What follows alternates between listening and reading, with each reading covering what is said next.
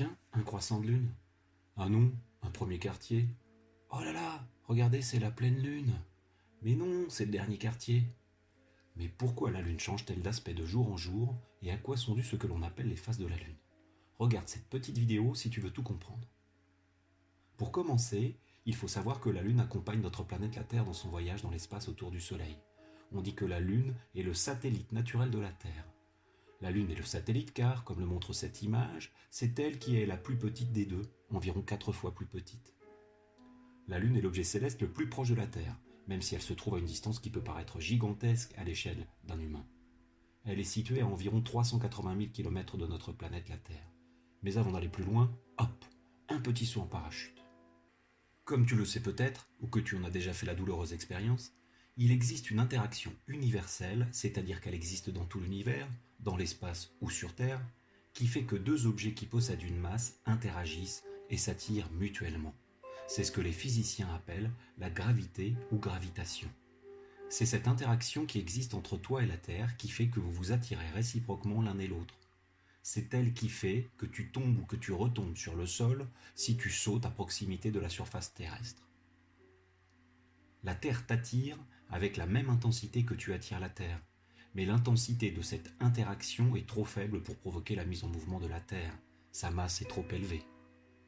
La Terre reste donc immobile, elle provoque simplement la mise en mouvement de ton corps qui vient alors se coller à la surface, avec plus ou moins de dégâts. Eh bien, entre la Terre et la Lune, c'est pareil. La gravité s'exerce et la Terre et la Lune s'attirent réciproquement, avec la même intensité. Attention, dans cette animation, l'échelle de distance n'est pas respectée. L'interaction gravitationnelle est représentée ici avec des flèches. Ce sont les deux flèches bleues de même longueur mais de sens opposé représentées. Mais si la Terre et la Lune s'attirent réciproquement, pourquoi ne se collent-elles pas l'une à l'autre? C'est parce que la Lune est en mouvement.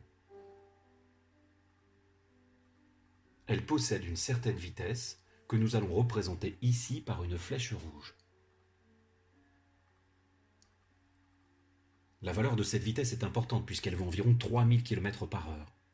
Tu pourrais, si tu veux, toi aussi, observer la Lune se déplacer au cours d'une nuit. Il faut pour cela que tu prennes des étoiles comme point de repère, comme le montre cette simulation. En quelques heures, tu verrais la Lune se déplacer par rapport aux étoiles. Le diamètre de la Lune étant d'environ 3400 km, elle parcourt sur son orbite environ une fois son diamètre chaque heure. À cette vitesse de 3000 km par heure par rapport à la Terre, il lui faut un peu moins d'un mois pour faire un tour complet autour de notre planète.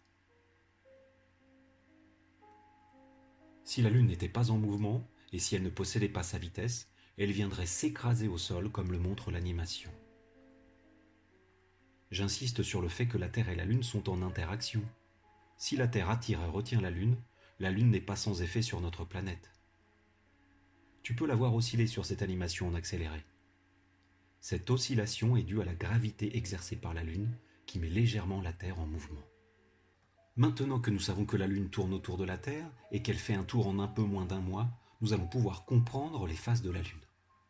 Une dernière petite précision, mais elle a son importance. La Lune est un astre constitué de roches qui ne produisent pas de lumière. Si elle nous éclaire, les soirs de pleine lune, c'est que les roches qui la constituent sont capables de nous renvoyer une partie de la lumière qu'elles reçoivent du soleil. Nous ne pouvons voir de la Lune que la partie éclairée par le soleil, car cette partie éclairée diffuse alors de la lumière qui peut atteindre ou non nos yeux. L'autre moitié, non éclairée, ne diffuse pas de lumière et reste sombre. Étudions à présent, grâce au logiciel de simulation Opticos, ce que nous pouvons observer de la Lune vue depuis la Terre au cours d'un mois. Notons dans un premier temps que la Lune est, comme la Terre, toujours à demi éclairée. Il y a une partie où il fait jour et une partie où il fait nuit. Maintenant, observe bien. En fonction de la position de la Lune par rapport à la Terre, un terrien peut voir plus ou moins la moitié éclairée de notre satellite. C'est ce qui s'affiche dans le cadre rouge en haut à droite de l'écran. Ainsi, il peut observer le premier quartier dans cette position.